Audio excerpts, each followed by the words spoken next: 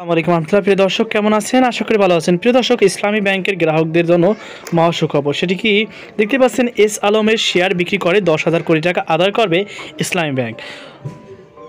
পুরনো উদ্যোক্তা সৌদি প্রতিষ্ঠান আল রাজিকে আনার চেষ্টা চলছে। যেসব ব্যাংকে এখনও ঘুরে দাঁড়াতে পারেনি তাদের জন্য বিশেষ উদ্যোগ নেওয়া হচ্ছে। চলুন বিস্তারিত তথ্য জেনে নিই দেশ রূপান্তরের মাধ্যমে। প্রিয় দর্শক, ইসলামী ব্যাংক এস আলম গ্রুপের শেয়ার বিক্রি করে 10,000 কোটি টাকা আদায়ের উদ্যোগ নেওয়া হচ্ছে বলে জানিয়েছেন ইসলামী ব্যাংকের চেয়ারম্যান ওবায়দ উল্লাহ আল মাসুদ। সোমবার বাংলাদেশ ব্যাংকে অনুষ্ঠিত এক সংবাদ সম্মেলনে তিনি একথা বলেন।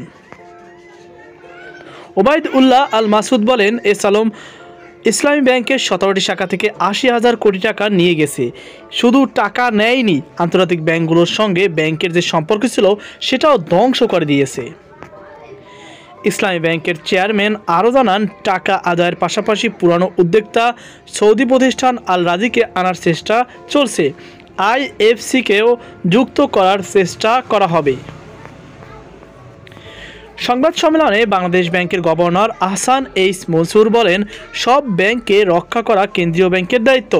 পরিচালনায় বদল এনেও যেসব ব্যাংক এখনও ঘুরে দাঁড়াতে পারেনি তাদের জন্য বিশেষ উদ্যোগ নেওয়া হচ্ছে। সব আমানতকারীকে রক্ষা করা হবে। তিনি আরও বলেন, অনিয়মের মাধ্যমে যারা ব্যাংক থেকে টাকা নিয়েছে সেসব ব্যাংক, ব্যক্তি ও প্রতিষ্ঠানকে আলাদাভাবে বিবেচনা করা হচ্ছে। কোনো প্রতিষ্ঠানকে মরতে দেওয়া হবে না, কারণ সব প্রতিষ্ঠান জাতীয় সম্পদ। এর সঙ্গে ব্যাংকের বিনিয়োগ, উৎপাদন, সরবরাহ জড়িত। এস আলমের শাস্তির জন্য আদালত মামলা দায়ের হবে, সেখানে সিদ্ধান্ত হবে তাদের কি হবে।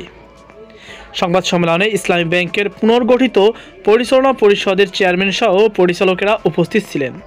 তো প্রিয় দর্শক, আশা করি আপনারা বুঝতে পেরেছেন। তো এই ছিল আমাদের সর্বশেষ আপডেট তথ্য। সকল আজকে পর্যন্ত আল্লাহ হাফেজ।